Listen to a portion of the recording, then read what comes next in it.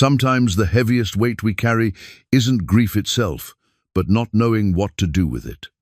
Bernard Hackett felt that weight every single day after his wife died. He bought an old mansion in the Pennsylvania woods, a place everyone said was cursed. They said a serial killer had lived there decades ago. Bernard didn't care about the stories. He just needed something to fix. But when he started tearing down walls, he found something nobody expected. Hidden journals, old photographs, letters that told a different story. Not about a killer, but about someone who tried to stop him. Someone history forgot. What really happened in that house all those years ago? Before we continue, tell us where you're watching from, and if this story moves you, subscribe, because tomorrow we have something special for you. The first time Bernard Hackett saw the Blackmore mansion, he understood why the real estate agent had been so hesitant to show it to him. The building sat at the end of a winding dirt road, surrounded by Pennsylvania woods so thick they seemed to swallow the afternoon light. 3 stories of Victorian architecture sagged against itself like an old man too tired to stand straight. Paint peeled from the wooden siding in long, curling strips. Several windows on the upper floors were boarded over, and the wraparound porch listed dangerously to one side. It was perfect.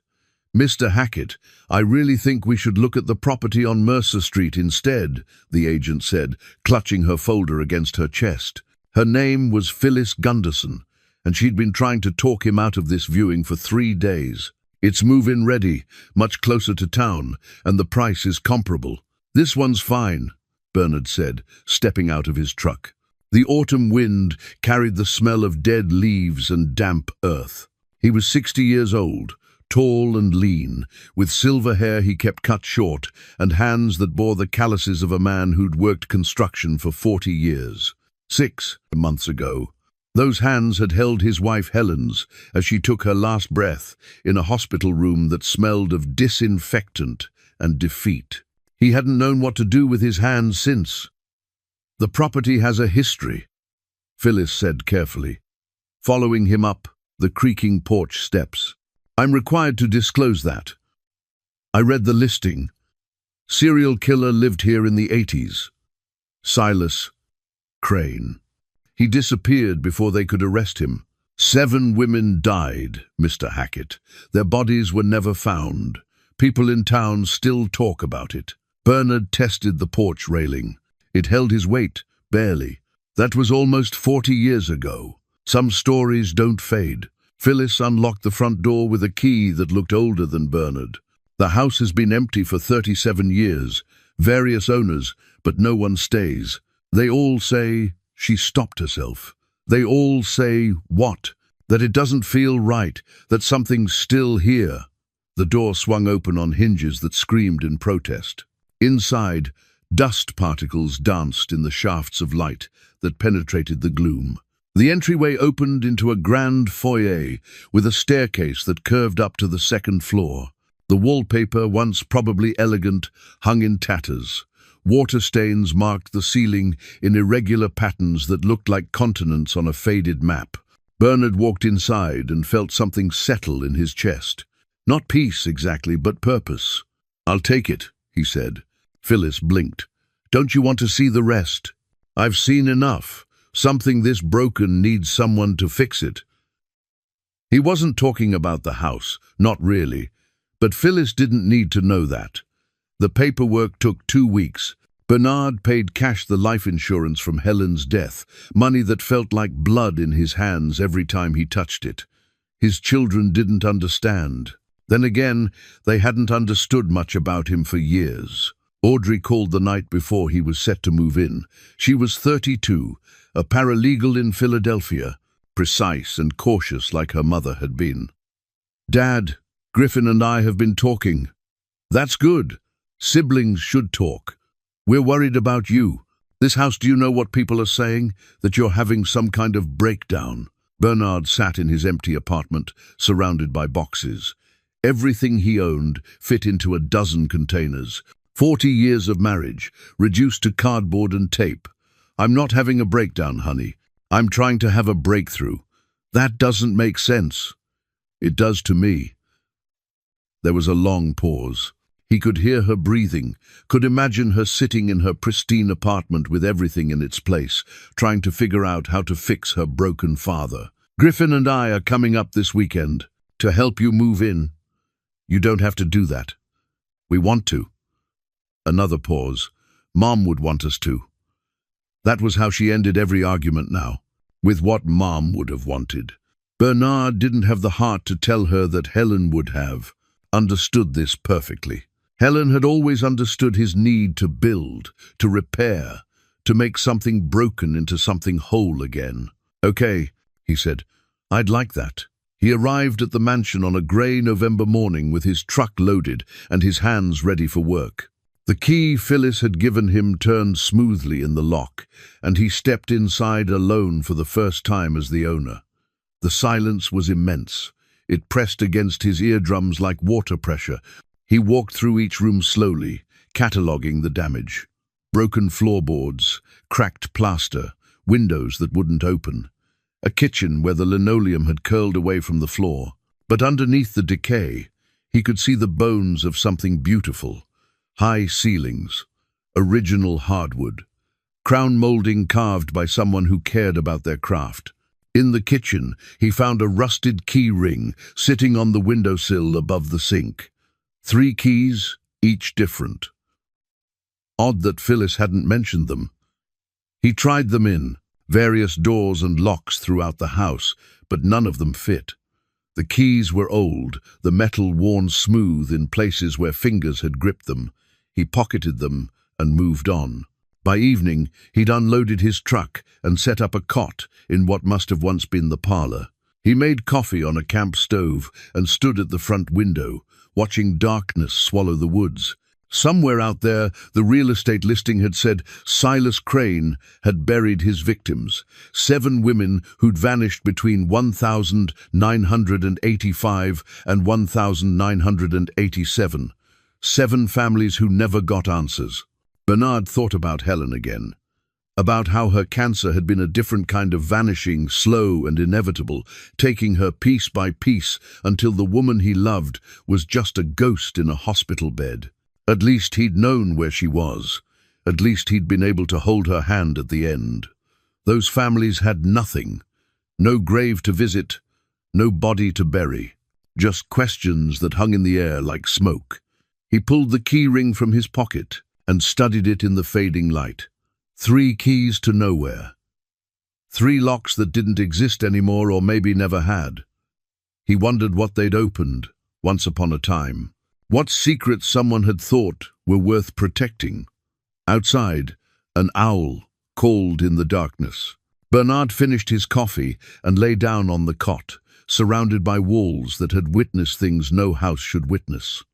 Tomorrow, Audrey and Griffin would arrive. Tomorrow, they'd start the real work.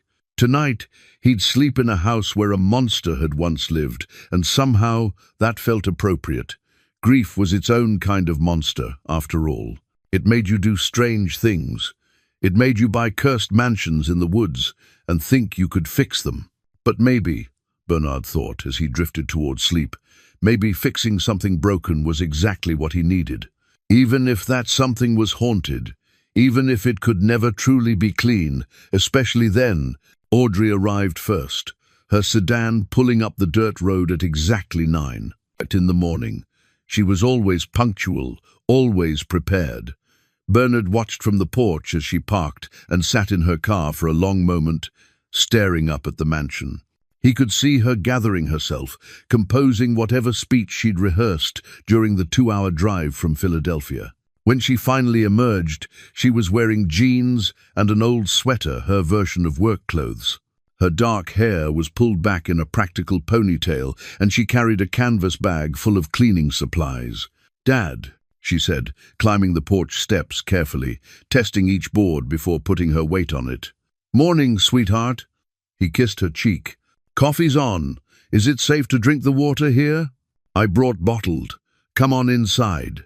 She followed him through the door, and he watched her face as she took in the decay. She was good at hiding her reactions, but he saw the slight tightening around her eyes, the way her jaw set. This was worse than she'd imagined. "It's got good bones," Bernard said, handing her a mug of coffee. "Dad, it's got termites and dry rot and probably black mold. Did you get an inspection?" "I know what I'm looking at. 40 years in construction, remember? 40 years building new things, not resurrecting dead ones." Griffin's truck rumbled up before Bernard could respond. His son was 28, broader than Bernard, with their mother's warm brown eyes and an easy smile that had been absent lately. He taught history at a high school in Harrisburg and spent his summers doing volunteer work. He was a good man, and Bernard was proud of him, even if they hadn't had a real conversation in months. "This is worse than the pictures," Griffin said, joining them in the foyer. "Good morning to you too," Bernard said. "Sorry." "Morning, Dad." Griffin hugged him, and Bernard felt something crack inside his chest. His son smelled like the same soap Helen used to buy, and for a moment, Bernard had to close his eyes against the memory. They had breakfast. Together, bagels and coffee on a card table Bernard had set up in the kitchen. Audrey and Griffin kept exchanging glances, and Bernard knew they'd coordinated before arriving. They were building up to something. "Dad," Audrey started, setting down her coffee. "Griffin and I want to talk to you about something." "I figured. We're worried. This house, this whole thing, it doesn't feel like you. It feels like you're running away from something." Bernard looked at his daughter. "And what would I be running from?" "Mom's death," Griffin said quietly. "You sold the house 2 weeks after the funeral. You got rid of almost everything. And now you're here, in the middle of nowhere, in a house where terrible things happened. I'm not running. I'm moving forward." "This isn't forward, Dad. This is sideways at best." Audrey's voice was gentle but firm. "You haven't processed what happened. You haven't grieved properly." Bernard felt heat rise in his chest.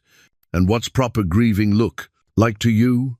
Sitting in that house where your mother died in every room, where I can still smell her perfume in the bathroom and see her coffee cup in the cabinet? That's not grieving. That's drowning." The silence that followed was thick and uncomfortable.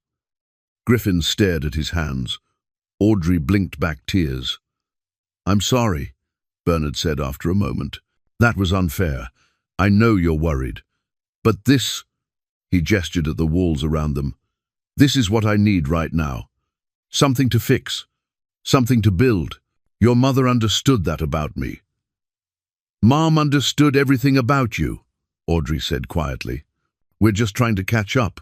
They worked in silence for the next hour, pulling up damaged kitchen tiles and clearing debris. Bernard felt the tension like a weight on his shoulders, but he didn't know how to lift it. Talking had never been his strength. Building things, fixing things, that was his language. He was prying up a stubborn tile near the fireplace when his contunit crowbar punched through the floor with a sudden crack. He'd hit a hollow space. Kneeling down, he worked the damaged boards free and found himself looking into a small cavity between the floor and the foundation. Something was down there. "What is it?" Griffin asked, coming over. Bernard reached in and pulled out a leather-bound journal. It was water-damaged, the pages swollen and stuck together in places, but intact. The leather was good quality, the kind that lasted. Audrey joined them as Bernard opened the cover carefully. The first page had 3 words written in neat, precise handwriting. "Property of D.W." "What is it?" Audrey asked. "Some kind of journal." Bernard turned the page. The entries were dated, starting in August 1986. The handwriting was consistent, someone educated, deliberate. He read aloud, "The 3rd of August, 1986. I saw him again today at the grocery store. He was buying rope and plastic sheeting. He smiled at the cashier. I wanted to scream at her to run." Griffin leaned closer. "Keep going." Bernard turned pages carefully. August 10. I've started keeping a log of his movements. Hardware store on Tuesdays. Gas station every Thursday morning. Church on Sundays. Can you believe that? He sits in the back pew and prays. "Who's writing this?" Audrey asked. "Someone watching Silas Crane." Bernard felt his pulse quicken. August 24. Another woman is missing. Teresa Vance, 23 years old. Last seen leaving a bar in Clearfield County. I know it's him.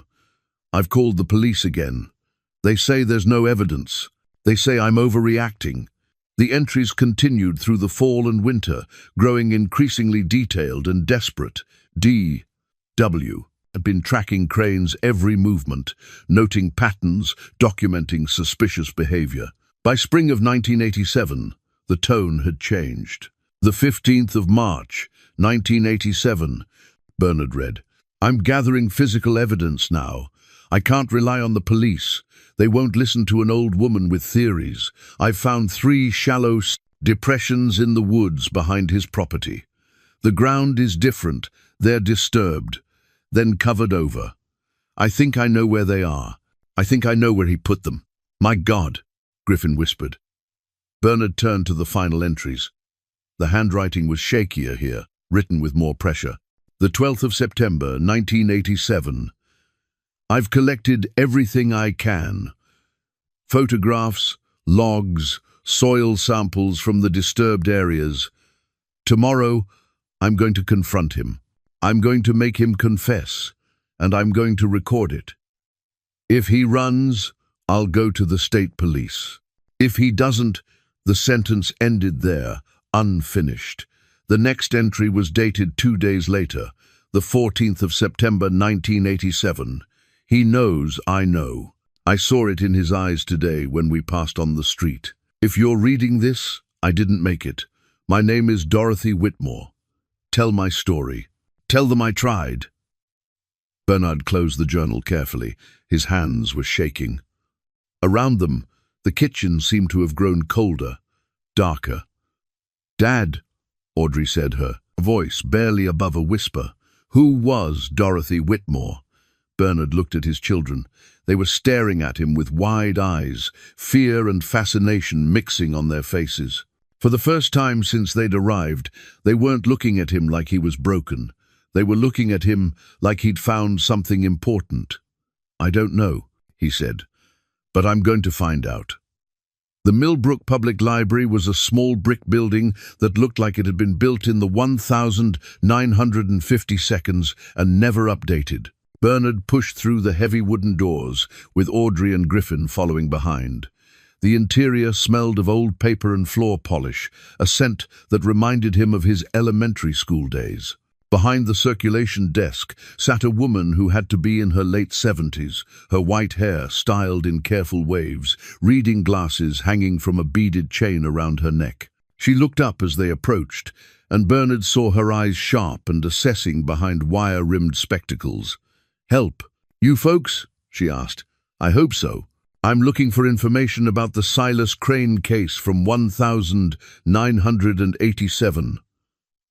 The woman's expression didn't change, but something flickered in her eyes.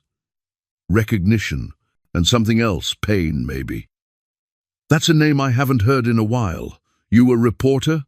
"No, ma'am. I'm Bernard Hackett. I recently bought the old Blackmore mansion." "Did you now?"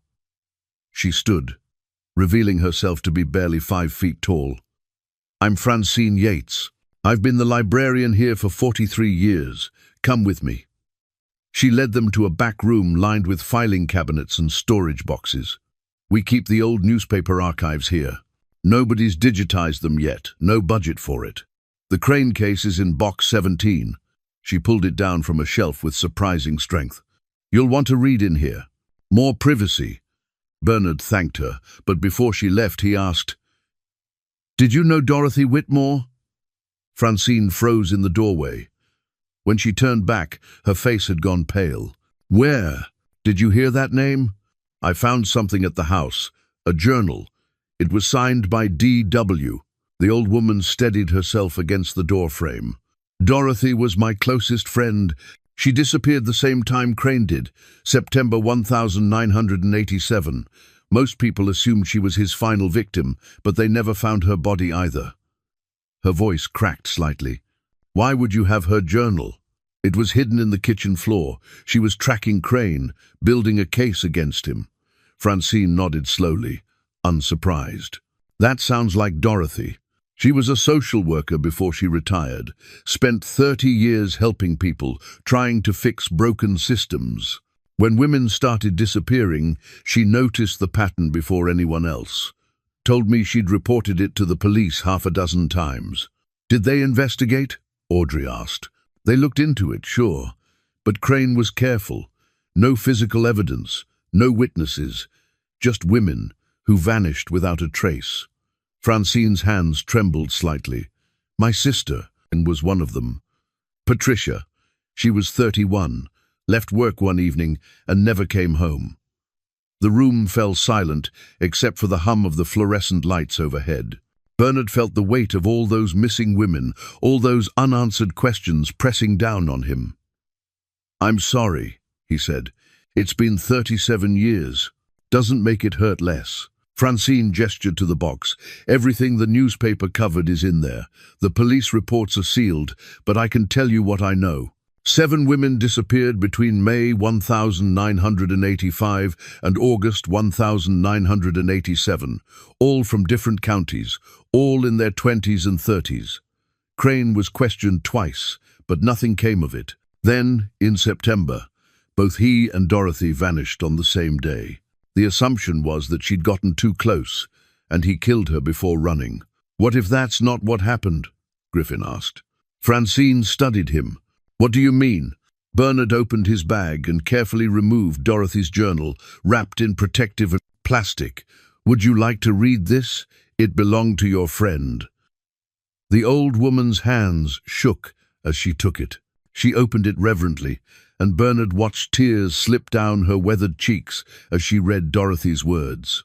When she finished, she carefully closed the journal and held it against her chest. She was always braver than me, Francine whispered.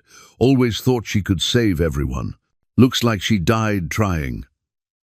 We don't know that she died, Bernard said gently. We just know she disappeared. In this case, it's the same thing. Francine handed the journal back. Keep looking. Dorothy deserves to have her story told, even if it's too late to save her. They spent the next 3 hours going through the newspaper archives. The Millbrook Gazette had covered the disappearances extensively. Bernard made notes while Audrey photographed relevant pages with her phone, and Griffin cross-referenced dates with Dorothy's journal. The pattern was clear once you knew to look for it. All 7 women had been seen in Millbrook in the days before they vanished. Some had lived there, others were just passing through. But they'd all crossed paths with Silas Crane in some documented way, at the hardware store where he worked part-time, at the church, at local businesses. Look at this, Audrey said, holding up a photo from a 1986 church picnic. That's Crane in the background. And that woman in the foreground. She checked her phone. That's victim number 4, Michelle Hartley. This was taken a week before she disappeared. Griffin found something else, a letter to the editor from October 1986, signed by Dorothy Whitmore. In it, she urged the police to investigate the disappearances more thoroughly, to look for connections, to take the threat seriously. The editor's note at the bottom dismissed her concerns as the worries of an anxious elderly woman. They didn't take her seriously because of her age, Audrey said, anger sharp in her voice. She was trying to save lives, and they patronized her. Bernard felt a deep respect for this woman he'd never met. Dorothy Whitmore had seen something wrong and refused to look away, even when everyone told her she was overreacting. She documented everything, built her own case, and ultimately disappeared while trying to stop a killer. In the bottom of the archive box, Bernard found something else, a photocopied evidence log from the Millbrook Police Department, dated October 1987, a month after the disappearances. It listed items seized from the Blackmore property during the investigation. Standard stuff, tools, personal effects, documents. But someone had written in the margins in pencil, cramped handwriting that was hard to read. They missed it. They didn't look deep enough. Who would have access to write on a police evidence log? Griffin asked. Someone inside the department, Audrey said. Or someone who got hold of a copy later. Bernard studied the handwriting. It wasn't Dorothy's he'd seen enough of her precise script to know this was someone else, someone who knew the police had failed. They left the library as afternoon shadows stretched across the parking lot. Francine walked them out, holding the door open. "Whatever you find," she said to Bernard, "even if it's just the truth that matters, Dorothy deserves that. My sister deserves that. All of them do." Bernard promised he would keep searching. On the drive back to the mansion, none of them spoke. They were each lost in their own thoughts, processing what they'd learned. When they pulled up to the house, it looked different to Bernard somehow. Not just a renovation project anymore. It was a puzzle box holding secrets that someone had died trying to reveal. "We need to search more thoroughly," he said as they climbed out. "If Dorothy hid her journal in the kitchen, she might have hidden other things too." "Dad," Audrey said carefully, "this is becoming more than just fixing up an old house." "I know. Are you okay with that?" Bernard looked at his daughter, at his son standing beside her, both of them watching him with concern and something else. Curiosity. Maybe engagement. For the first time in months, they were working together on something that mattered. "Yeah," he said. "I think I am." The basement had been on Bernard's list of places to avoid. The stairs were questionable, the floor uneven, and the whole space smelled of mold and standing water. But if Dorothy Whitmore had hidden her journal in the kitchen, it stood to reason she might have hidden other things in less accessible places. Bernard descended first, testing each wooden step before putting his full weight on it. Griffin followed with a powerful flashlight, and Audrey came last, her phone recording everything in case they found something important. The basement was larger than Bernard expected, extending under the entire footprint of the house. Ancient stone foundation walls wept with moisture. The ceiling was a maze of pipes and beams, draped with cobwebs that moved in the draft like ghostly curtains. Old furniture sat in clusters, chairs with broken legs, tables with warped tops, a rusted bed frame leaning against the far wall. "This place is a tetanus shot waiting to happen," Griffin muttered. Bernard moved slowly, sweeping his flashlight across the walls. He was looking for inconsistencies, places where the stone didn't quite match, where mortar had been recently applied or removed. It was the kind of detail work he'd learned from 40 years on construction sites, how to read a building, how to see what didn't belong. "Dad, over here," Audrey called from near the back corner. She was standing beside an old bookshelf that had probably held canning jars once upon a time. The shelves themselves were rotted through, but the frame was still sturdy. Behind it, Bernard could see scratches in the stone floor where the shelf had been moved repeatedly. "Help me shift this," he said to Griffin. Together, they pulled the bookshelf away from the wall.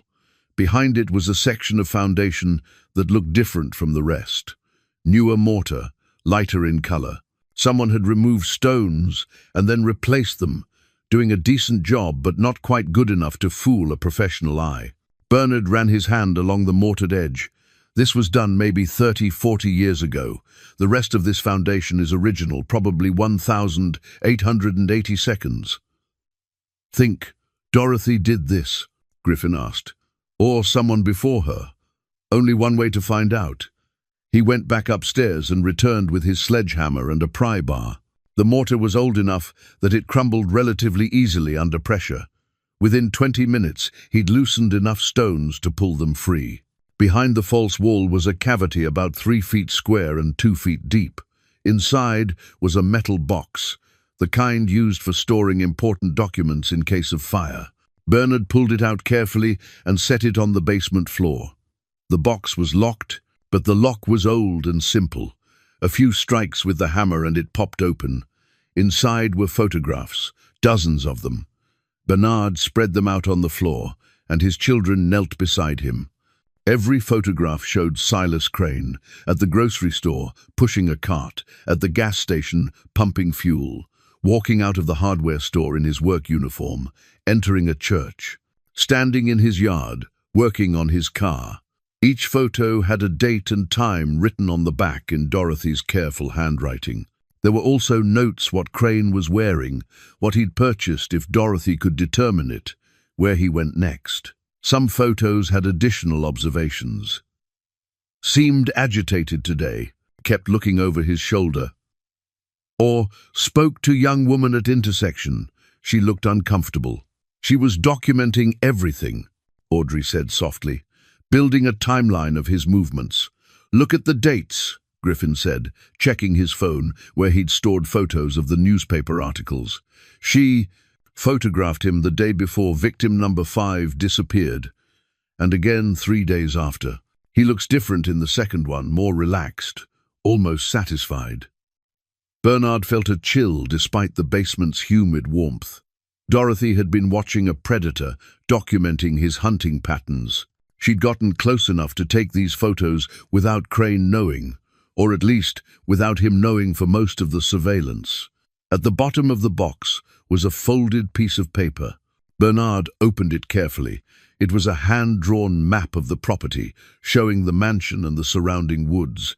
Several areas were marked with X's and dated.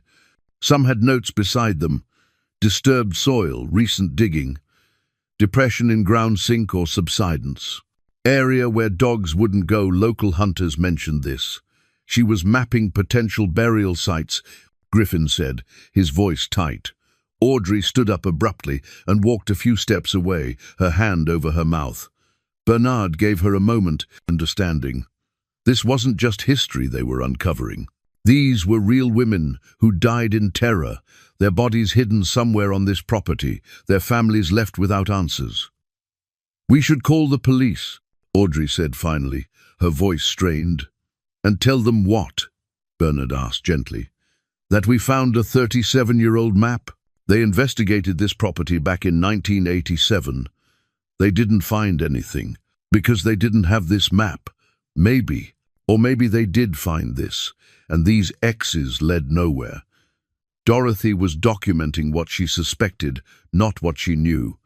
Griffin was studying the map more closely. Some of these marks are circled, like she was prioritizing them, and this one, he pointed to an X near the northeast corner of the property, has a star next to it. That has to mean something. Bernard looked at where his son was pointing. The notation beside that X read, most likely, terrain matches profile. We'll investigate when I can do so safely. We need to go look, Bernard said. Dad, if Dorothy was right about this. Audrey couldn't finish the sentence. Then we find evidence and we bring it to the police. We give those families what they've been waiting for. We finish what Dorothy started. They gathered the photographs and the map, returned them carefully to the metal box, and carried it upstairs. The late afternoon sun was painting the kitchen in shades of gold and amber.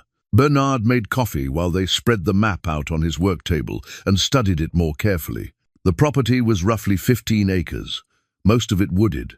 The X-marked locations were scattered, but there was a concentration of them in the northeast section, furthest from the house and closest to a ravine that bordered the property line. That's smart, if you're hiding something, Griffin said quietly.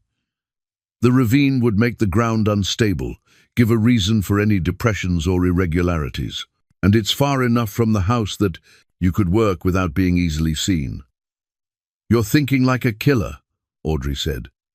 I'm thinking like a history teacher who studied military strategy. It's the same principle, using terrain to your advantage. Bernard pulled out the property survey he'd received when he bought the house. The northeast corner was heavily wooded, the survey noting several large rock formations and steep grades. Difficult terrain to search, which was probably why the police hadn't been thorough there. We go tomorrow, Bernard decided. First light.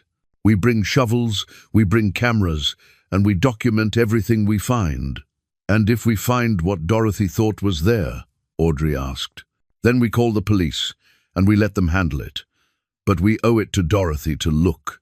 We owe it to those families. Griffin nodded slowly. Mom would have done the same thing.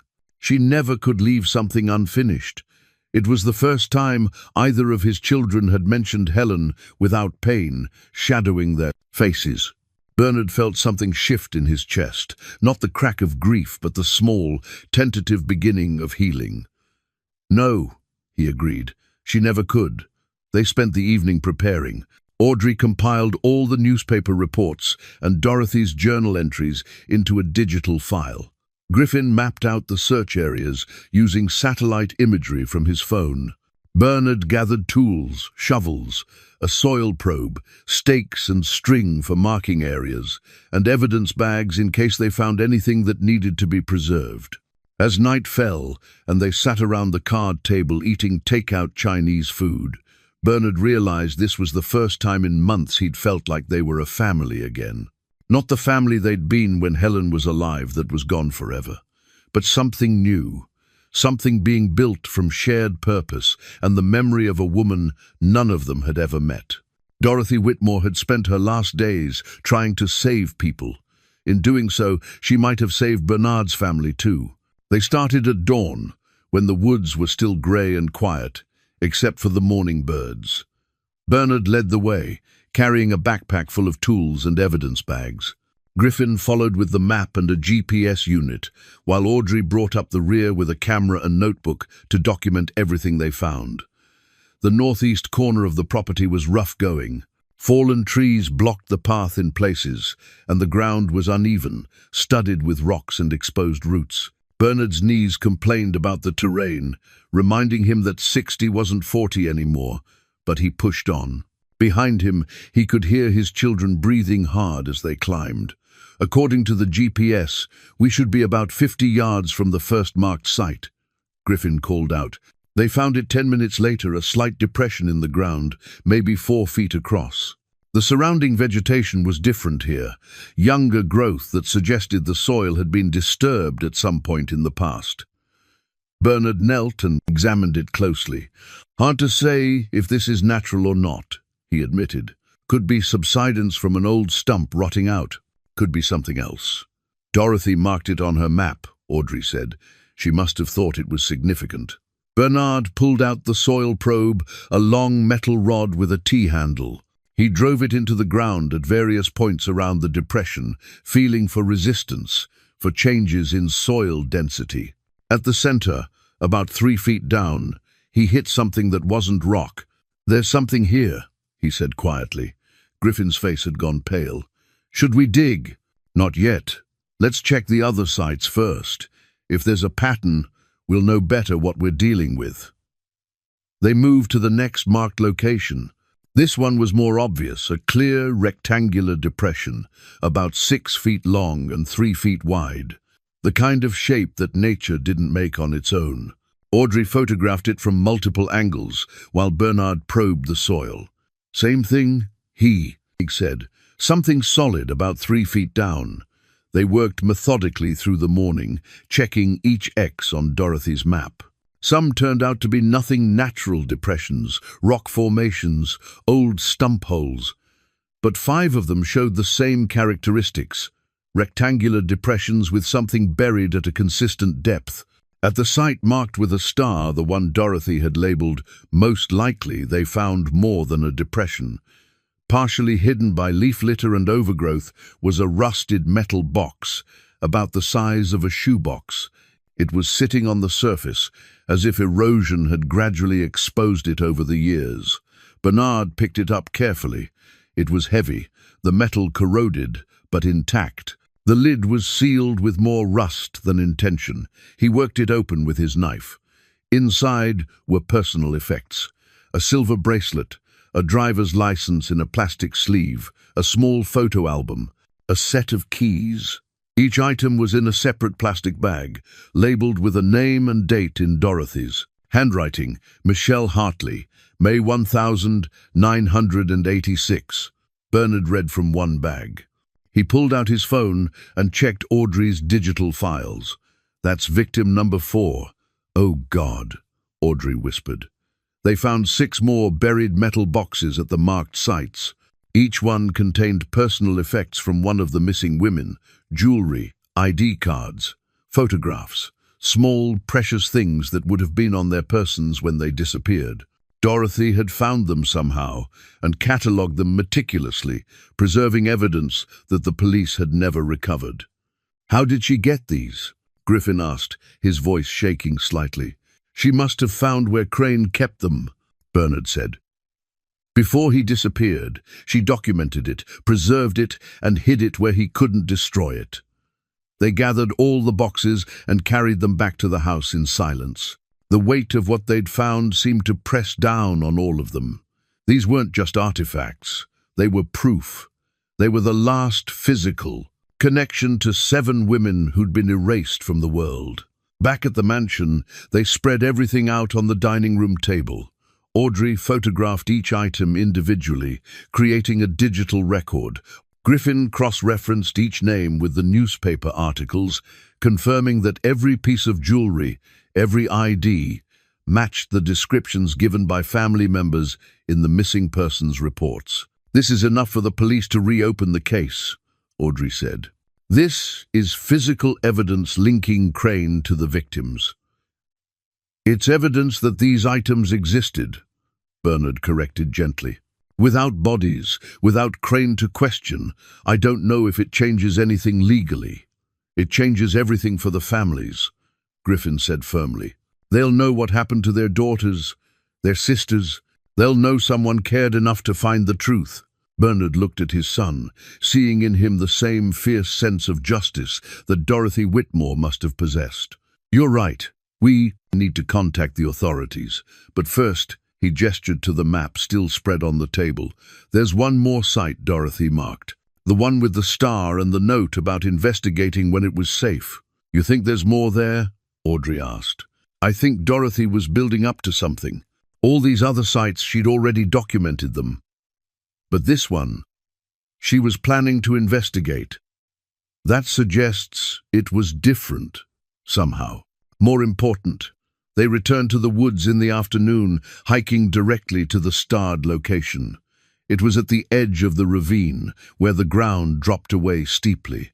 A large oak tree stood sentinel there, its roots exposed where erosion had eaten away the soil. Bernard approached carefully, aware that the ground could give way. At the base of the tree, partially hidden by the roots, was a flat stone that looked deliberately placed. He and Griffin levered it up with a pry bar. Underneath was a metal container, larger than the others. This one was a waterproof ammunition box, the kind designed to protect contents even in harsh conditions. Bernard pulled it out and set it on level ground. Inside was a leather journal, different from the one they'd found in the kitchen. This one was newer, the pages less damaged, and beneath it was a cassette tape in a plastic case, labeled in Dorothy's handwriting. "Final Testament, the 14th of September 1987. Bernard's hands trembled as he opened the journal. The first entry was dated August 1987, picking up where the other journal had ended. Dorothy's handwriting was shakier here, the words occasionally scratched out and rewritten. "The 20th of August 1987, he read aloud. "I've found them. All 7. The depressions I mapped were right. I used a probe like Bernard would." He stopped, realizing she'd referenced someone else named Bernard. He continued, "I used a probe to confirm. The police need to see this. But I need more. I need proof they can't ignore. I need a confession. The entries," he continued, documenting Dorothy's increasingly dangerous surveillance of Silas Crane. She'd gotten closer, taken more risks, pushed harder to find the evidence that would force the police to act. The final entry was dated the 14th of September 1987. Bernard's voice grew quieter as he read it. "He knows I know. I saw it in his eyes today when I passed him on the street. He looked at me, and I saw recognition there. Understanding. I think he's been aware of me for longer than I realized. I've prepared everything, the journals, the photographs, the map, to where the evidence is buried. If I don't make it, someone will find this eventually. Someone will finish what I started. My name is Dorothy Whitmore. I was a social worker for 30 years. I tried to save people. I hope I still can, even if I'm not here to see it. Tell them I tried. Tell them someone cared." Bernard closed the journal carefully. Around them, the woods had grown very quiet, as if even the birds were paying respect to Dorothy's final words. "There's still the tape," Griffin said softly. "We need to find something to play it on," Audrey said. "There must be an old cassette player somewhere in the house." They gathered everything and hiked back in the fading afternoon light. Bernard felt Dorothy's presence around them, in the careful documentation of evidence, in the courage it took to stand alone against a killer. She'd known the risk, she'd accepted it, and she'd made sure her work would survive her. Back at the mansion, Griffin searched the cluttered rooms, while Bernard and Audrey secured the evidence. It took an hour, but Griffin finally emerged from the attic carrying a dusty boombox from the 1980 seconds, its cord wrapped around it. "Found it in a box of old electronics. Think it still works?" Bernard plugged it in. The power light flickered, then held steady. He inserted Dorothy's tape with hands that weren't quite steady. The cassette clicked into place. He pressed play. Static hissed from the speakers for a moment, then cleared. Dorothy Whitmore's voice emerged calm, steady, tinged with exhaustion but not fear. It was the voice of someone who had made peace with what came next. "My name is Dorothy Whitmore. Today is the 14th of September, 1987. If you're hearing this, then I didn't make it. I want to explain what I found and why I did what I did." Bernard, Audrey, and Griffin stood perfectly still, listening to a dead woman speak across 37 years. "I was a social worker for 3 decades. I spent my career in the system, the foster system, the courts, working with families in crisis. I saw how easy it is for people to fall through the cracks, how the vulnerable can disappear and barely leave a ripple. When women started vanishing from this area, I recognized the pattern. I'd seen it before in case files from other jurisdictions. A predator, careful and patient, selecting victims who wouldn't be immediately missed." There was a pause. The sound of Dorothy taking a breath. "I reported my concerns to the Millbrook Police Department in November 1985. Detective Hugh Brennan took my statement but made it clear he thought I was an anxious old woman with too much time on her hands. I went back 3 more times over the next year. Each time, I was dismissed. They said there was no evidence of foul play. They said women have a right to disappear if they want to. They said a lot of things that meant they weren't going to help." Bernard heard the frustration in her voice, the anger carefully controlled. "So I decided to help myself. I started watching Silas Crane in January 1986. I'd noticed him around town, always near where the victims were last seen. Always helpful, always smiling, always forgettable. That's what made him dangerous. He was exactly the kind of man people trusted without thinking about it. The friendly neighbor, the polite customer, the regular churchgoer. The tape crackled, and they heard Dorothy moving, papers shuffling. I documented everything, his routines, his habits, where he went, when he went there, who he spoke to. I took photographs, I kept logs, and I watched his property. The old Blackmore place, everyone said it was haunted, which meant no one went near it. Perfect for someone with something to hide. Griffin sat down heavily in a chair, his face pale. Audrey stood with her arms wrapped around herself, eyes fixed on the boombox. In March 1987, I started finding the depressions, places where the ground had been disturbed and then carefully covered over. I used a soil probe I borrowed from a farmer. Friend told him I was testing for a garden. I marked 7 sites that showed signs of recent burial. 7 women had disappeared. The math was simple and horrible. Dorothy's voice wavered for the first time. "I couldn't dig them up myself. I'm 63 years old with arthritis and a bad hip. But I documented the locations. I took soil samples. I photographed everything. And I found something else, a workshop behind Crane's house, hidden by overgrown brush. Inside, I found personal effects from the victims. Jewelry, ID cards, little trophies he kept. I took them, one by one, over several visits. I preserved them as evidence. I hid them where he couldn't find them. Bernard thought about the metal boxes they'd excavated, Dorothy's careful preservation of evidence. She'd been building a case that would survive her death. I was going to go to the state police. I had enough evidence now that they couldn't dismiss me.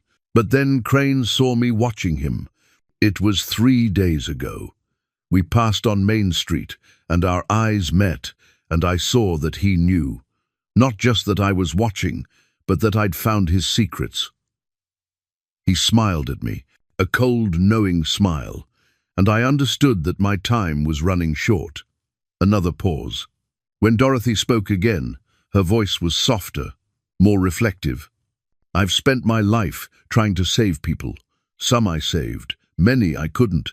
The system fails more often than it succeeds, especially for those who don't have voices, who don't have power. These 7 women, they deserved better. They deserved a system that listened when someone said they were in danger. They deserved police who took an old woman's concerns seriously. They deserved to live. Bernard felt tears on his cheeks and didn't bother to wipe them away. I've hidden everything I found. The journals, the photographs, the map, the evidence. If you're listening to this, you've found it. Thank you. Please take it to the authorities. Please tell the families what happened to their daughters, their sisters, their mothers. Please make sure someone remembers their names. Patricia Yates, Susan Mackenzie, Teresa Vance, Michelle Hartley, Angela Russo, Karen DeLuca, and Jennifer Carlisle. They mattered. Their lives had value, and someone needs to speak for them. Dorothy took a shaking breath. If Crane comes for me, and I believe he will, I want you to know I'm not afraid. I've lived a full life. I've loved and been loved. I've done work that mattered.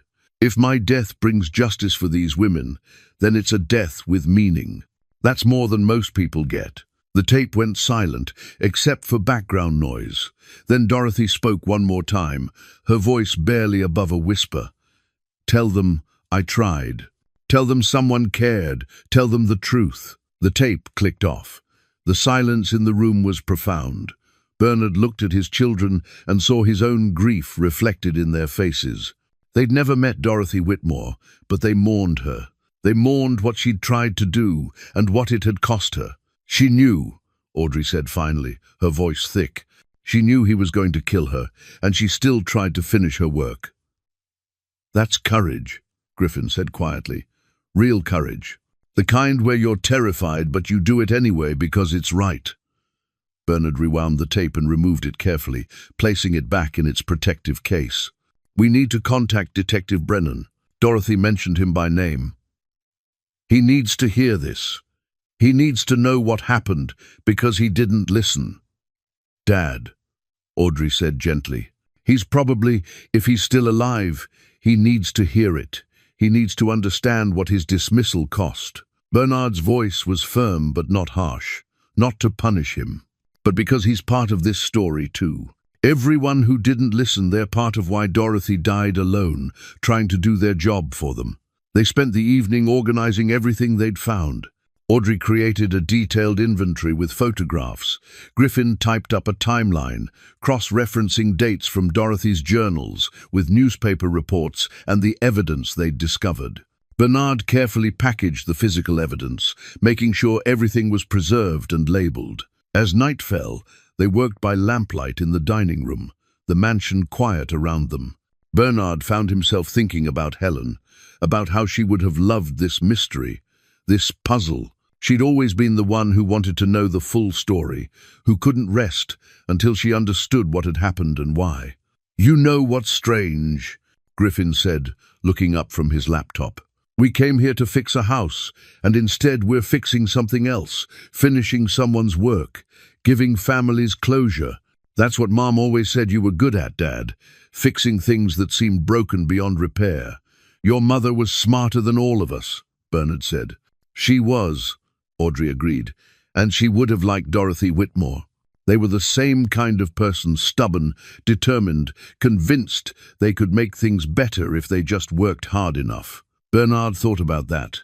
2 women he'd never see alive again, but who'd shaped his path nonetheless. Helen, who'd taught him that building things meant building connections, building trust, building family. And Dorothy, who'd shown him that some things were worth fighting for, even when you knew you couldn't win. "Tomorrow," he said, "we find Detective Brennan. We give him a chance to hear what he should have heard 37 years ago. And then we make sure Dorothy's voice finally reaches the people who need to hear it." His children nodded. Outside, the wind moved through the trees, and the old mansion creaked and settled. Somewhere in these walls, Dorothy Whitmore had hidden her final testament. She'd known she was running out of time, but she'd made sure her work would outlive her. Bernard understood that impulse now. The need to leave something behind that mattered, to fix something broken, even if you couldn't be there to see it whole again. Detective Hugh Brennan lived in a modest ranch house on the outskirts of Millbrook. He was 75 years old now, retired for a decade, and when he answered the door, Bernard saw a man carrying the weight of years in every line of his face. "Can I help you?" Brennan's voice was gruff but not unfriendly. "My name is Bernard Hackett. I bought the old Blackmore mansion. I found something there that I think you need to see." Brennan's expression shifted, something passing across his features too quickly to identify. Regret, maybe, or resignation. "Come in." The living room was neat and sparse. Photos on the mantel showed a younger Brennan in uniform, receiving commendations, standing with other officers. There was a wedding photo, but no sign of a spouse in the house. On a side table sat a bottle of whiskey and a single glass. Bernard, Audrey, and Griffin sat while Brennan took the armchair across from them. Bernard pulled out Dorothy's journals, the cassette tape, and several photographs. "I found these hidden in the house. They belonged to Dorothy Whitmore." Brennan closed his eyes briefly. When he opened them, they were tired. "I wondered what happened to her work. I knew she was documenting something. He stopped himself. "What did you find?" Bernard handed him the first journal. Brennan read in silence, his jaw tightening as he progressed through Dorothy's entries. When he finished, Bernard gave him the second journal and then played the tape. Listening to Dorothy's voice seemed to age Brennan another 10 years. By the time the tape ended, his hands were shaking.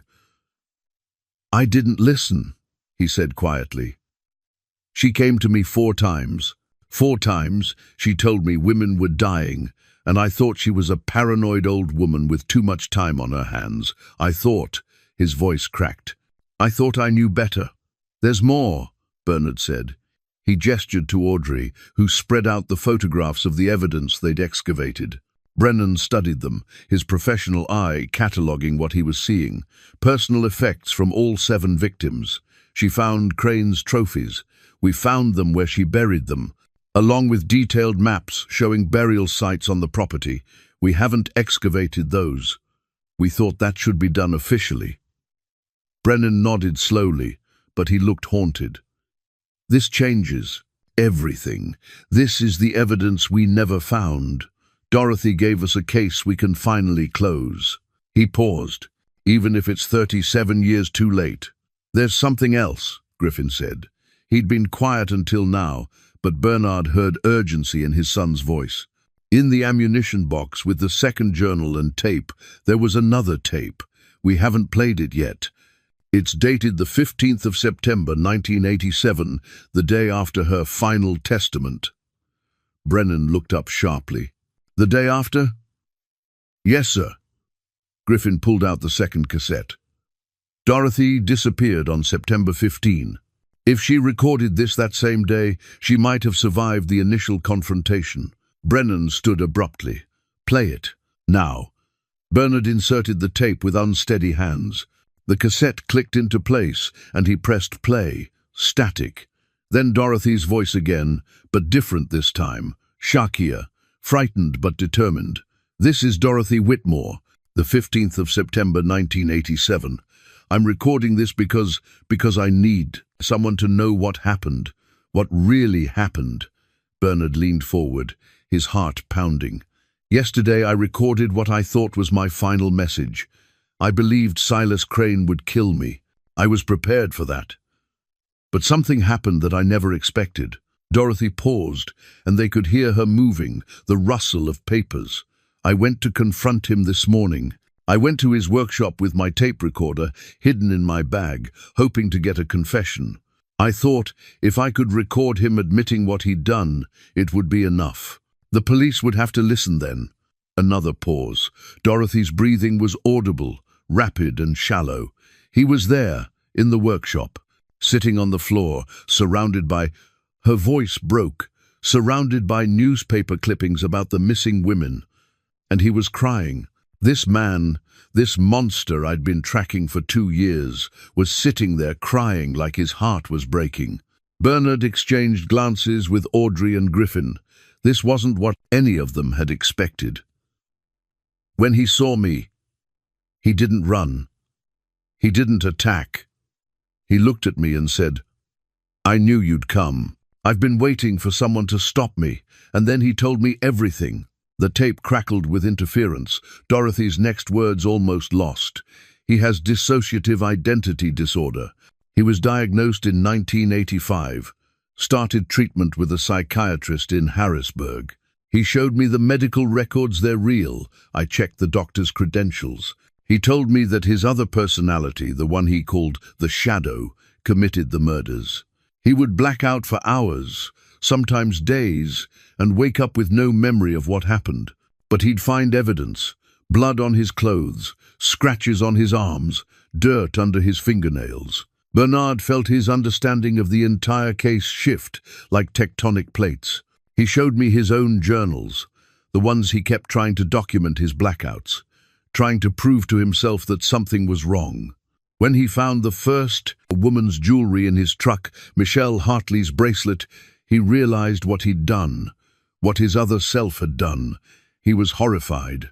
He tried to stop going out during his blackout periods, tried to lock himself in his house. But the shadow was too strong. It kept happening. Dorothy's voice grew stronger, more steady, as if telling the story was helping her process it. He stopped going to therapy because he lost his job and couldn't afford the treatment. His insurance wouldn't cover what he needed. He tried to manage it himself, but it was impossible. Each time he blacked out, another woman disappeared. He found their belongings, and he hid them, trying to protect himself but also horrified by what he'd done. He was living with a monster inside his own mind. The tape hissed with static.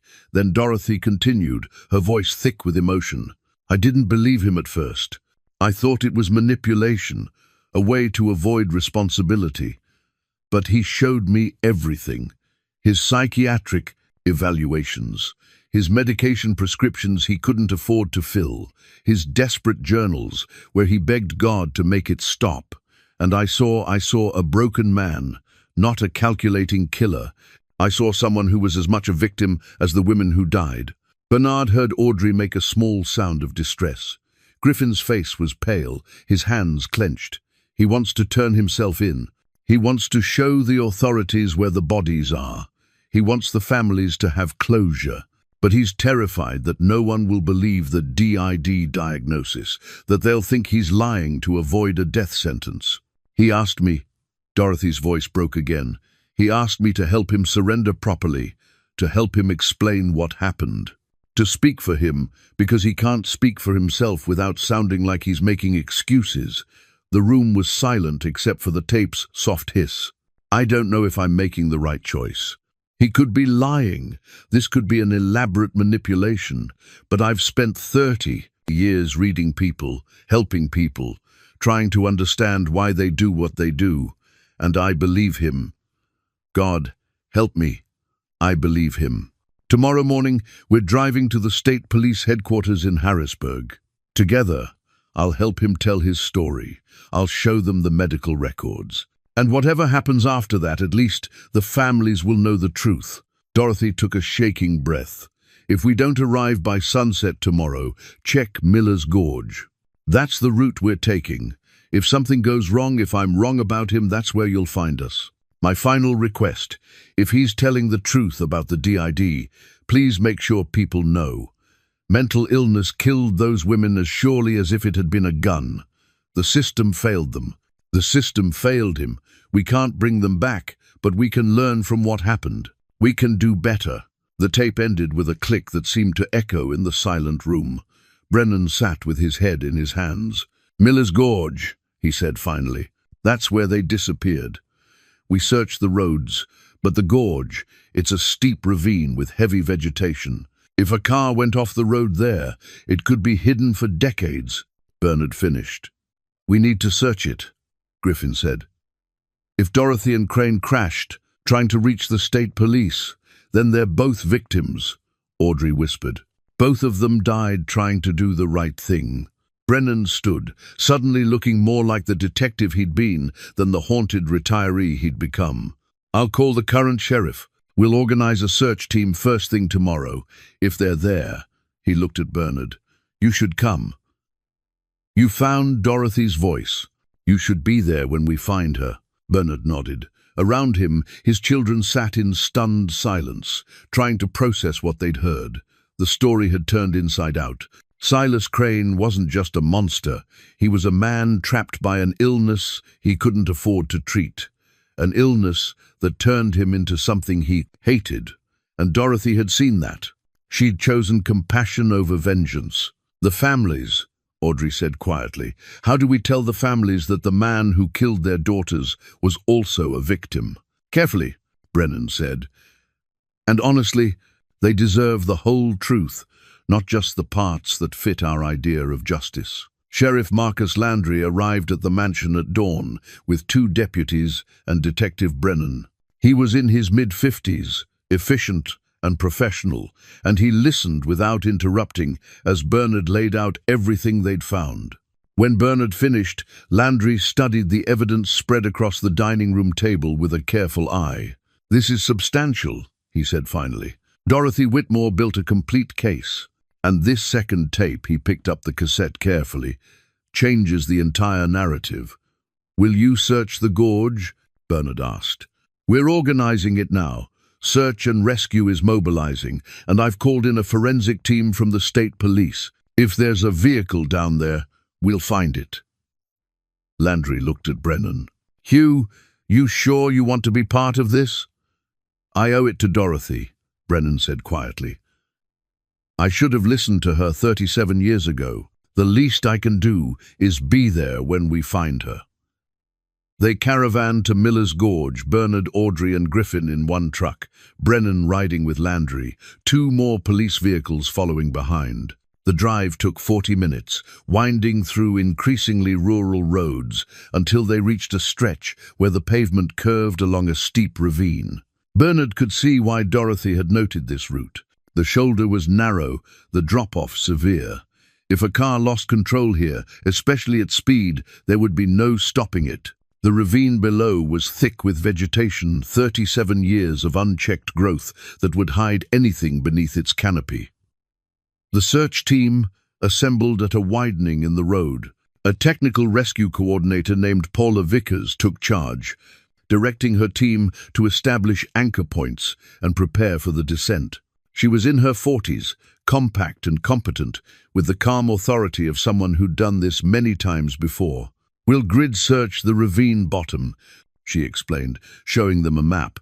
"It's about 60 feet down and heavily overgrown. If there's a vehicle, the vegetation will have grown over it, but we should be able to spot metal or glass with careful searching." "How long will it take?" Griffin asked. "Could be hours. Could be days.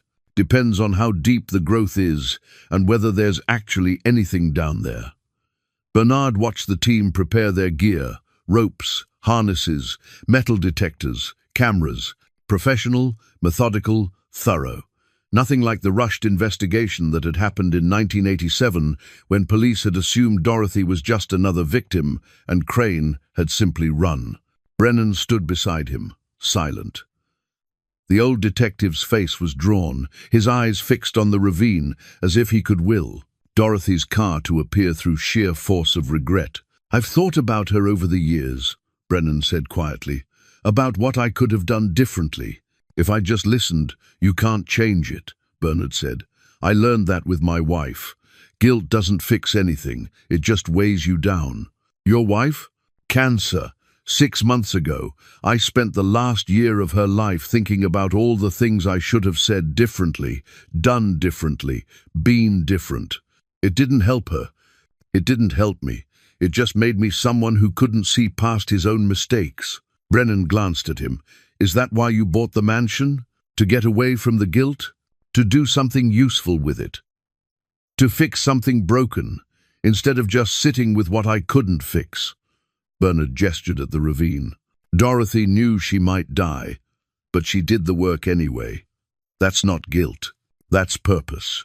The first team descended into the ravine on ropes, moving carefully through the dense vegetation.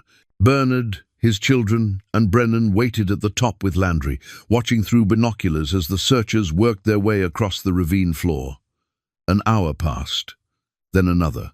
The sun climbed higher, burning off the morning mist. Audrey paced along the shoulder. Griffin sat on the hood of the truck, checking his phone periodically for any signal. Bernard stood still, watching, waiting. "Dad," Audrey said, coming to stand beside him. "Whatever they find down there, it's going to be hard. Seeing it, knowing what happened." "I know. Mom used to say you had to finish what you started, even when it hurt. Especially when it hurt." Bernard smiled slightly. "Your mother was relentless. She'd start a project and wouldn't rest until it was done right. Drove me crazy sometimes, but she was usually correct about what needed doing. She'd be proud of what you're doing here, what we're all doing. I think Dorothy would appreciate it more. She's the one who started this." A shout came from the ravine. One of the searchers was waving, calling for Vickers. She descended quickly on a rope, while Landry grabbed his radio. "They found something," he said, pressing the radio to his ear. The weight felt eternal. Bernard's heart hammered against his ribs. Beside him, Brennan had gone very still, barely breathing. Finally, Vickers's voice crackled over the radio. "We have a vehicle. 1,982nd sedan, heavily corroded, almost completely hidden by vegetation. License plate is readable, running it now." Landry's radio squawked again a minute later. "Plate comes back to Dorothy Whitmore, 1,983 Honda Accord." Bernard heard Brennan make a sound, something between a sob and a sigh. The old detective turned away, his shoulders shaking. "There's more," Vickers continued. "The vehicle shows signs of brake failure. The line looks corroded through. This wasn't an accident. It was mechanical failure. Possibly deliberate tampering, but more likely just age and wear on a rural road. We're going to need the forensic team down here." The next 2 hours were organized chaos. The forensic team descended, followed by a medical examiner. Bernard and his children stayed at the roadside, not part of the official investigation but unable to leave. They'd started this. They needed to see it through. Brennan had recovered his composure, standing with Landry and providing information about the original 1987 investigation. Bernard heard him explaining how they'd searched the roads but not thoroughly investigated the ravine itself, how the assumption had been that Crane had killed Dorothy and fled, not that they'd been traveling together. "We failed," Brennan said, his voice carrying. "We made assumptions instead of following evidence. We dismissed a woman who was trying to save lives, and because of that, 7 families waited 37 years for answers." Landry put a hand on the older man's shoulder. "We learned from it. We do better. That's all we can do." The medical examiner emerged from the ravine in the late afternoon, speaking quietly with Landry before approaching Bernard's group. "2 sets of skeletal remains in the vehicle," she said. "Consistent with having been there for several decades. We'll need formal identification through dental records, but based on the positioning and circumstances." She paused. "The passenger was reaching toward the driver when they died. They were holding hands." Bernard felt something break open in his chest. Even at the end, Dorothy had chosen compassion. She'd held the hand of a man who might have been a killer, who might have been a victim, who was certainly someone in terrible pain. She'd stayed human in the face of horror. "There's a metal lockbox wedged under the passenger seat," the medical examiner continued. "We'll process it as evidence, but if you'd like to be present when it's opened, given that you're the ones who brought this to light, Sheriff Landry has authorized it." They waited while the lockbox was carefully extracted and brought up from the ravine. It was badly corroded but intact, the kind of fireproof box meant to protect documents. The forensic team photographed it from every angle before carefully working it open. Inside were two items. One was a journal page, dated the 16th of September 1987, in Dorothy's handwriting. The other was a medical file, stamped with the seal of a psychiatric facility. Landry read the journal page first, then handed it to Bernard. Dorothy's final words were brief, written in a shaky hand. "We didn't make it. The brakes failed on the descent. Silas tried to save me, pushed me toward the door. He knew what would happen. He told me to tell his story, to make sure people understood. I'm hurt badly. I don't think I can climb out, but I need you to know he was not a monster. He was a man broken by an illness no one would treat. The real crime was the system that failed him and the women who died because of that failure. Please tell the truth. All of it." D. Bernard's hands trembled as he passed the page to his children. The medical file told the rest of the story. Psychiatric evaluations from 1985, diagnosis of dissociative identity disorder, treatment recommendations, medication prescriptions, and at the bottom, a final note from the treating psychiatrist, Dr. Raymond Fisher, patient at extreme risk, alternate personality emerging during stress, continued intensive therapy, essential. Patient discontinued treatment due to inability to pay. Recommended state assistance programs, but patient did not qualify due to income threshold.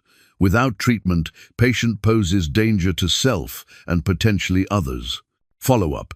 Patient did not return for scheduled appointments. Bernard read the note 3 times, each word driving home the tragedy. Silas Crane had known something was wrong. He'd sought help, and the system had turned him away because he made $50 too much to qualify for assistance, but not enough to afford private treatment. "This is what killed those women," Landry said quietly, reading over Bernard's shoulder. "Not just Crane, the system that failed to help him. Will this be made public?" Audrey asked. "The families deserve to know, but..." She struggled for words. "How do you tell someone that their daughter's killer was also a victim?" "Carefully," Landry said, "and with a lot of support. The state will probably assign victim advocates. It's going to be complicated. There's no good way to process this kind of information."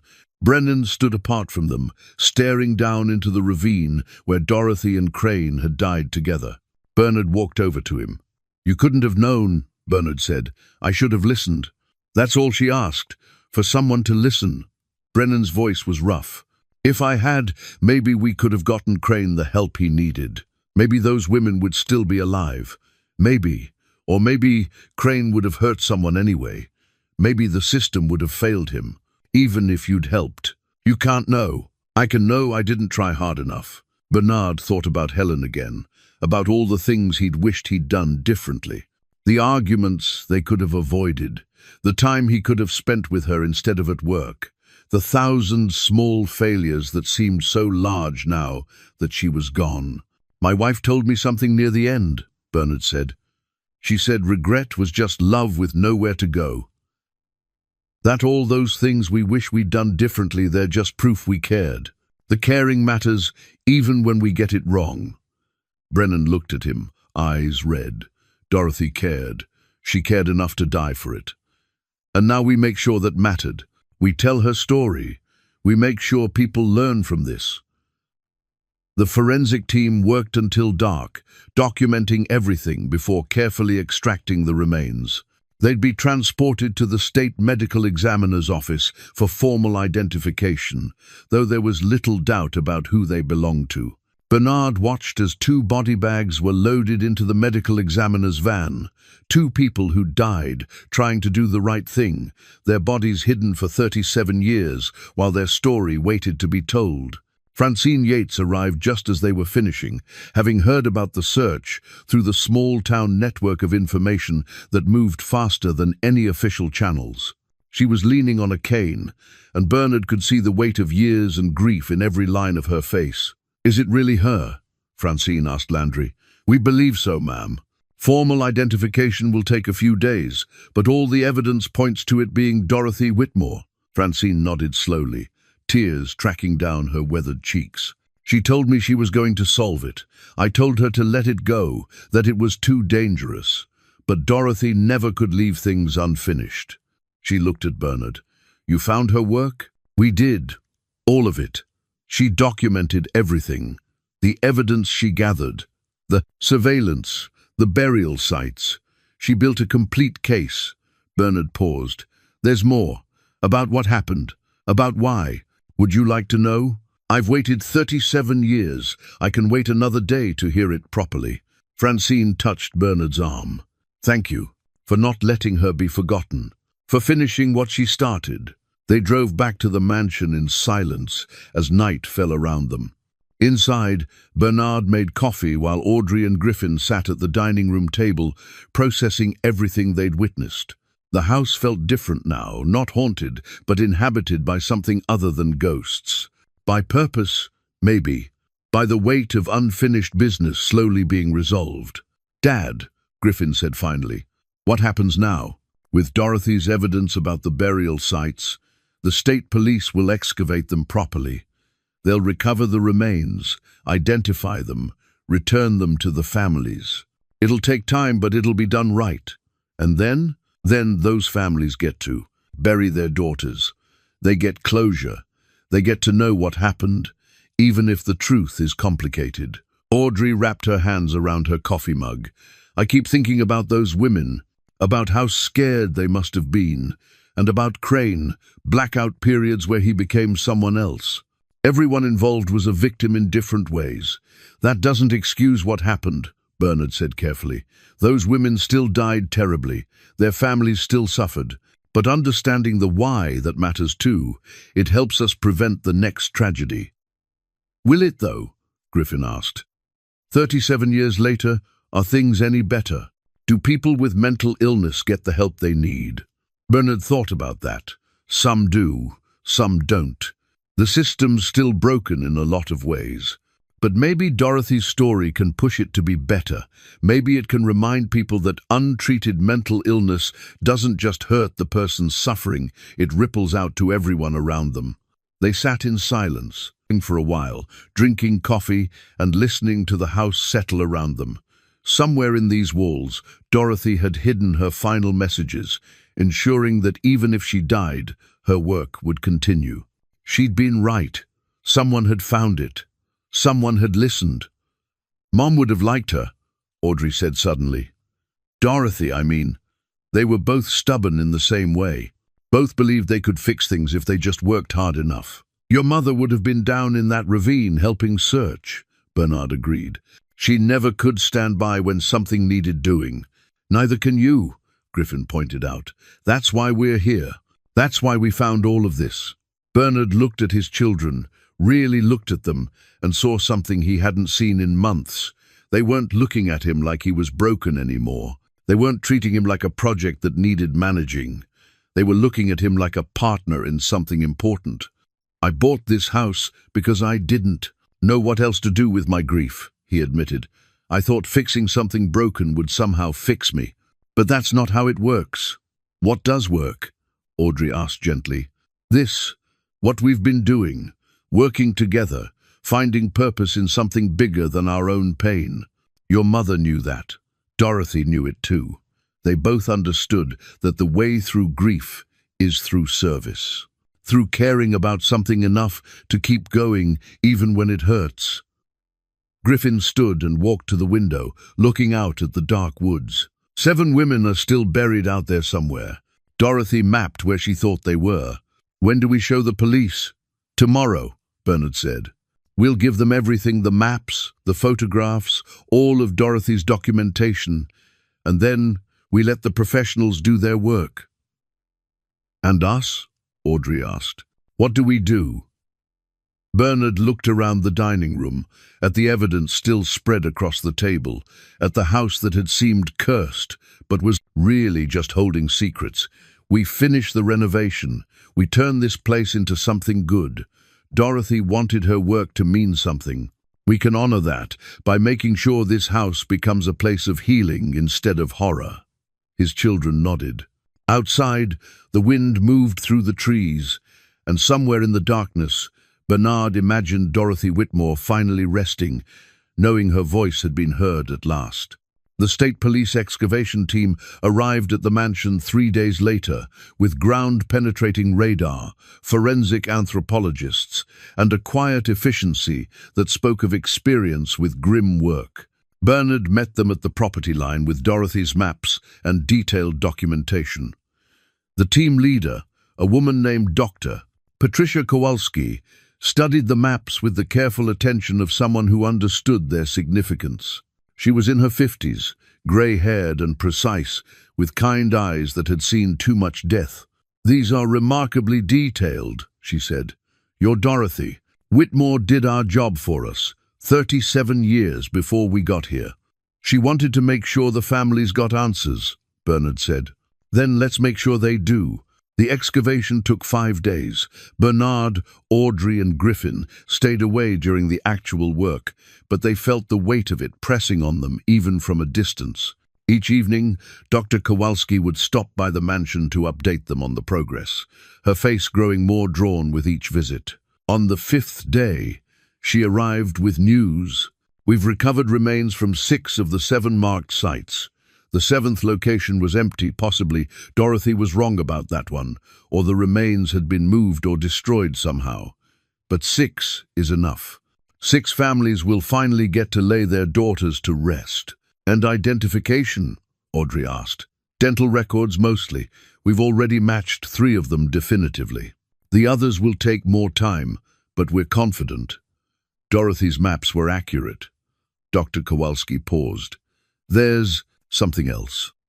At each site, we found a small metal plate buried with the remains. Each plate had a name and date engraved on it." Bernard felt his throat tighten. "Crane marked them?" "We believe so. He may not have remembered killing them in his alternate state, but at some point, probably during more lucid periods, he found where he'd buried them and marked the locations, as if he was trying to preserve their identities, even as his illness made him destroy them. The complexity of it was almost too much to process. A man murdering women without conscious awareness, then, in his lucid moments, trying to ensure they wouldn't be forgotten. A mind at war with itself, fragmenting under the weight of what it had done and couldn't control. "The medical records we found with Dorothy and Crane," Griffin said. "Will those be part of the public record?" "The district attorney is reviewing everything now. Given that the perpetrator is deceased and the case can't be prosecuted, there's discussion about releasing the full findings, including the psychiatric documentation, to help the families understand what happened and why." Dr. Kowalski looked uncomfortable. "It's unprecedented, and not everyone agrees it's the right approach. Some think it will just add more pain." "Dorothy thought people deserved the truth," Bernard said. "All of it, not just the easy parts." "She was braver than most of us," Dr. Kowalski agreed. Detective Brennan visited that evening, looking older but somehow more at peace than he had at the gorge.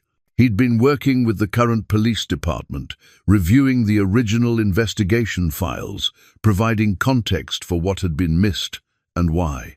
"The DA is holding a press conference next week," he told them. "They're going to release the full findings, Dorothy's investigation, Crane's medical records, the circumstances of their deaths. They want me to speak." "Will you?" Bernard asked. "I have to. I'm part of this story, even if it's the part of this story, the part that failed." Brennan sat heavily in one of the dining room chairs. "I've been thinking about what you said at the gorge, about regret being love with nowhere to go. I think maybe speaking publicly, acknowledging what I should have done differently, maybe that's somewhere for it to go." "It won't bring Dorothy back," Griffin said gently. "No, but it might save the next Dorothy, the next person who sees something wrong and tries to report it. If police hear this story and remember to listen, to take seriously even the voices that seem unlikely, then Dorothy's death wasn't meaningless." Audrey had been quiet, but now she spoke. The families are going to need support. Processing this learning that their loved one's killer was also suffering from untreated mental illness that's going to be complicated grief. The state's providing victim advocates and counselors, Brennan said, and there's talk of creating a foundation for mental health treatment, access, and victim support, something that addresses both sides of this tragedy. Bernard thought about that, a foundation built on Dorothy's work, on the complicated truth of what had happened. It felt right, somehow. Not simple justice, but something more nuanced and more useful. "I'd like to contribute to that," he said. "The insurance money from my wife, I've been trying to figure out what to do with it. Something that would matter. Something that would help." His children looked at him, and Bernard saw understanding in their eyes. Helen would have approved. She'd always believed in turning pain into purpose, in building something useful from the wreckage of loss. "Dorothy Whitmore Foundation," Brennan said quietly, "for mental health access and victim advocacy. It has a ring to it." Over the next week, the story broke in stages. First the local news, then regional, then national. The complexity of it, a serial killer who was also a victim of untreated mental illness, a retired social worker who died trying to help him, a system that failed everyone involved, captured attention in a way simple narratives never could. The families of the victims gave interviews. Some were angry, unable to process the idea that Crane had been anything other than a monster. Others, after time to think and with counseling support, spoke about the need for better mental health care, for systems that don't let people fall through the cracks. Patricia Yates's sister Francine's niece spoke at the press conference, her words measured and powerful. "My aunt died because someone saw a pattern and no one would listen. My mother died because someone needed help and couldn't get it. Both of those things are failures we can fix. That's how we honor them, by doing better." Bernard watched it all from the mansion, his children beside him. The house was slowly transforming, new windows installed, floors repaired, walls replastered. It would take months to finish, but the bones were solid. It would be beautiful again. "Dad," Audrey said during one of the news broadcasts, "you did something important here. You found Dorothy's voice when everyone else had forgotten she existed. That matters." Bernard thought about Dorothy's final words, about telling her story, about making sure someone remembered. He'd done that. They all had. "She did the hard part," he said. "We just finished what she started." Outside, evening light filtered through the trees, and somewhere in the foundation of the house, empty spaces that had held secrets now held only air. The truth had been excavated, examined, and finally given voice. Dorothy Whitmore could rest. 6 months later, Bernard stood on the renovated porch of the mansion and watched the sun rise over the Pennsylvania woods. The house behind him was transformed, fresh paint, new windows, restored woodwork that gleamed in the early light. It had taken months of work, but the mansion was whole again. Not perfect, perhaps, but solid and purposeful. The sign beside the driveway read, "Dorothy Whitmore Retreat Center, a place for healing and hope." Audrey's car pulled up the drive, followed by Griffin's truck. They'd been making the trip every weekend for the past 3 months, helping set up the center, organizing the programs, ensuring Dorothy's legacy became something tangible and useful. Bernard met them at the steps, coffee already brewing inside. "Big day," Audrey said, climbing out with boxes of supplies. "Nervous?" Griffin asked. "A little. It feels important to get this right." The retreat center would officially open next week, offering free support groups and counseling for families dealing with grief, loss, and the complicated aftermath of violence. They'd also partnered with mental health organizations to provide resources for people struggling to access treatment. It was exactly what Dorothy would have wanted, addressing both sides of the tragedy, helping victims and preventing future harm. The foundation had grown. Beyond anything Bernard had imagined, donations had poured in after the story went national, and several prominent mental health advocates had joined the board. Detective Brennan served as an advisor, using his experience to help shape programs that would encourage better communication between concerned citizens and law enforcement. Inside, they worked together, setting up the main meeting room. Francine Yates arrived mid-morning, carrying flowers for Dorothy's memorial corner, a quiet space with Dorothy's photograph, her story, and a guest book where visitors could leave messages. "She would have loved this," Francine said, arranging the flowers carefully. Dorothy always believed broken things could be fixed. Broken systems, broken people, broken trust. She never gave up on that. "Neither did you," Bernard said. "You kept her memory alive all these years." "I kept her alive in my heart. You brought her back to the world." Francine touched Bernard's arm. "Your wife Helen was at it. She'd be proud of what you've built here." Bernard felt the familiar ache of Helen's absence, but it was different now.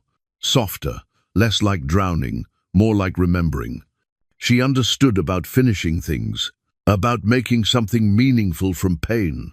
The memorial service for the 7 victims had been held 2 months earlier.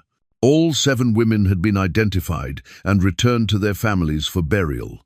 Bernard had attended, standing in the back with Audrey and Griffin, bearing witness to the grief and closure happening simultaneously. Several family members had approached afterward to thank him for finding Dorothy's work, for ensuring their loved ones could finally rest. Silas Crane had been buried quietly in an unmarked grave, his family long since moved away and wanting no part of the story. Dr. Fisher, his psychiatrist, had attended alone, an old man carrying decades of regret for a patient he couldn't save. He donated Crane's medical records to the foundation, hoping they might educate future practitioners about the consequences of inadequate mental health care. Dorothy Whitmore had been laid to rest beside her parents in the Millbrook Cemetery. Hundreds had attended, people whose lives she'd touched during her 30 years as a social worker, people who remembered her kindness and determination. Bernard had spoken briefly, reading from her final journal entry, ensuring her last words were heard by those who'd known her best. Now, arranging chairs in the meeting room that had once been the mansion's formal parlor, Bernard thought about how far they'd all come.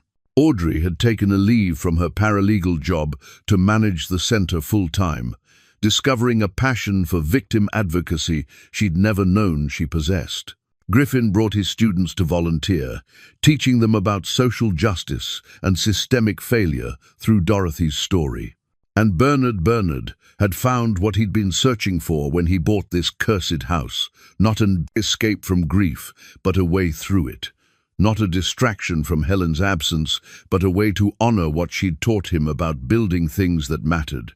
"Dad, phone call," Griffin said, holding out his cell. "It's the DA's office."